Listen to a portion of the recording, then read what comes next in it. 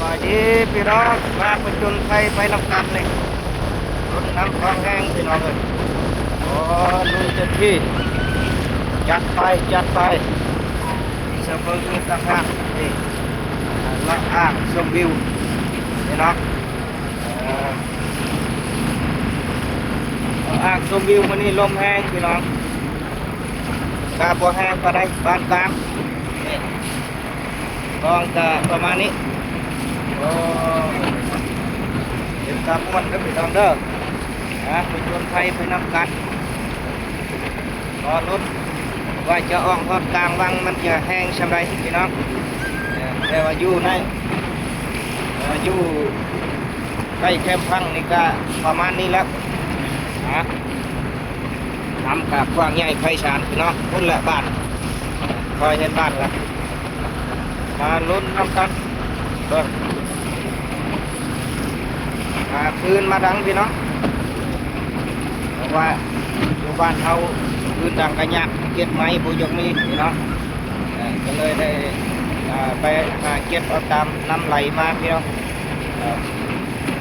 ไม้ตัวมันโดกแล้วมันหักน้ำข้างเข้ามาพังไปเลาะเก็บเอาเมื่อดังพี่น้องอยู่หากินพร้อมตีเป็ดตีมองนี่แหละ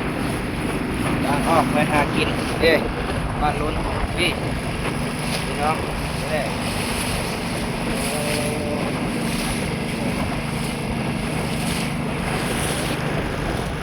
เบิ่งว่าสิออกรถกลางนะแห้งชำไรค่อยชำไรกูละ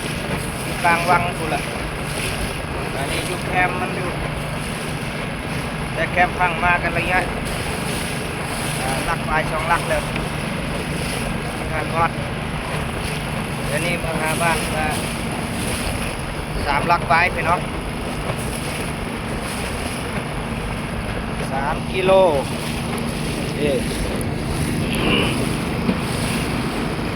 ยัดไปเพิ่งน้ำตีเรือไปต้มพี่น้องเสียงก็ยิ่งชัดเจนเพราะว่าน้ำตีเรือแห้งคนออกไปเลาะอ่างน้ำแต่ละเพื่อนความค่ายภาพความเลาะไทยวิวยามลมแห้งๆอันนี้บุทันแห้งก็ได้พี่น้องวัดตา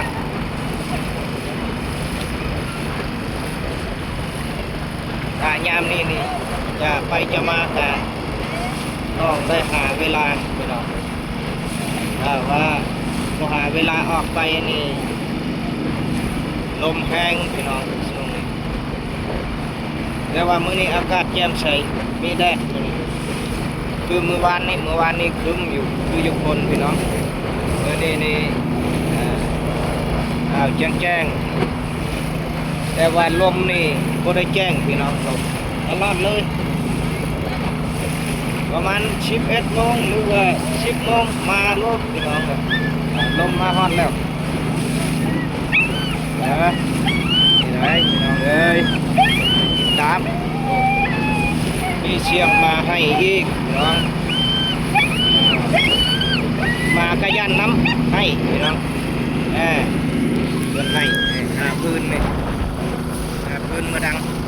มีทั้งบรรดาหมาแล้วก็คนพร้อมคนกันพี่น้องมาให้นำตีเรือน้ำชาใส่เพิ่นเบิ่งเอาพี่น้องขนาดเรือใหญ่ได้นี่ระดับต้นปลายถ้าเรือน้อยเอาไปไหวเรือน้อยนี่เอาไปยุ่งแล้วก็ต่างวังแล้วพี่น้องนี่ต่างวังแล้ว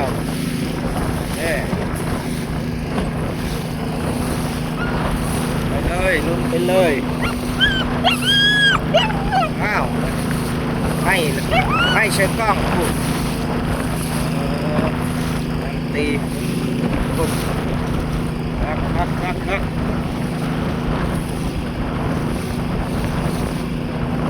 ขึ้นไงลมแห้งลุ้นไปนี่ยังพี่เป็นหน้าบ้านไปเชียร์ตะฮอด กลางวังเรียบร้อย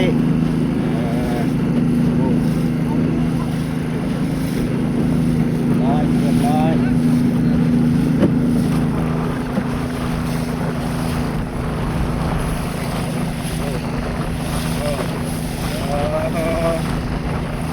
โอ้ยโยมดีพี่น้องม่วนอยู่อุ่น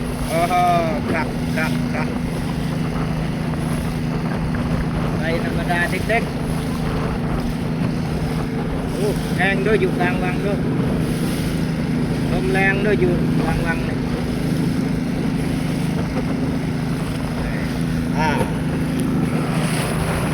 ประมาณนี้แหละพี่น้องได้ให้พี่น้องได้ด้วย